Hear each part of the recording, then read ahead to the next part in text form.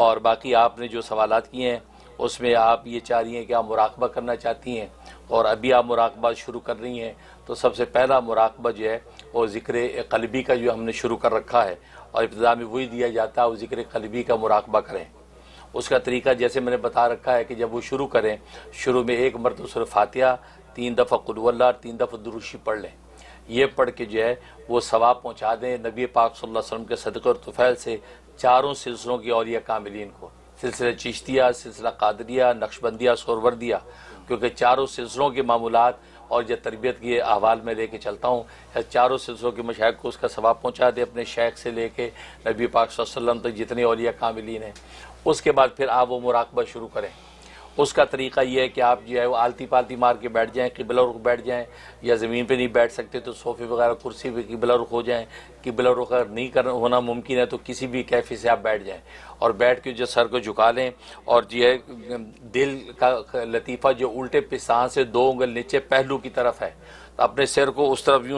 یوں جھکا دیں، اور یہ کان کو گیا کہ وہ دل کی طرف یوں لگا دیں، یوں اس طریقے سے بیٹھ جائیں، اور یہ تصور کریں کہ وہ دل جو ہے دل وہاں سے آپ آواز سننی اللہ کی، تصور یہ کریں کہ اللہ تبارک و تعالیٰ کا فیض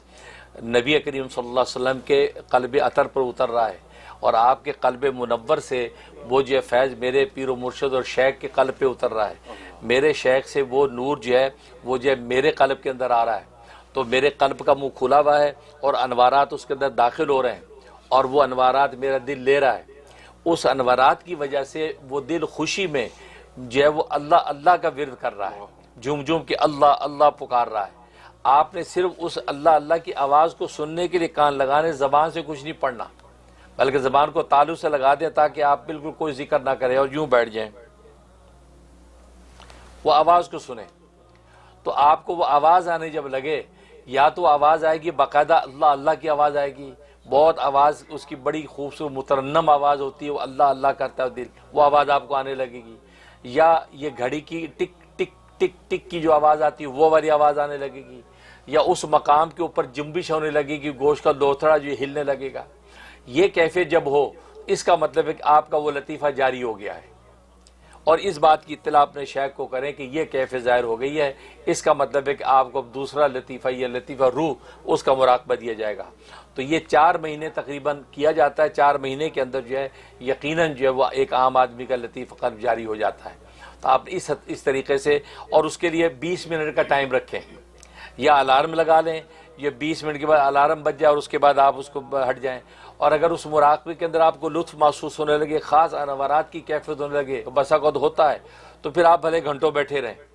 اس سے فوری اٹھنے کی ضرورت نہیں، اور آپ وہ لطف لیں۔ اس لیے آپ نے بہت سی اولیاء کاملین کو دیکھا ہوگا، وہ سر جھکا کے یوں بیٹھے رہتے ہیں، وہ اصل میں سو نہیں رہے ہوتے، وہ اصل میں وہ ہم سے زیادہ بیدار ہوتے ہیں، وہ آنکھیں بند کر کے وہ دیکھتے ہیں جو ہم نگاہ کھول کے نہیں دیکھ سکتے۔ وہ اس قلب کے اوپر جو انوارات اتر رہے ہیں، اور قلب کی جو ہے وہ مترنم آواز کی اللہ اللہ کی صدائیں بیٹھے سن رہے ہوتے ہیں، اسی میں وہ منہمک ہوتے ہیں۔ تو یہ ایک شان حاصل جب ہو جاتی ہے تو پھر آپ کو اگلا مراقبہ دیں گے، تو آپ یہ پہلا مراقبہ اس انداز سے شروع کر دیں۔ تو میں بھی دعا کرتا ہوں کہ اللہ تبارک و تعالیٰ آپ کو بھرپور کامیابی نصیب فرمائے۔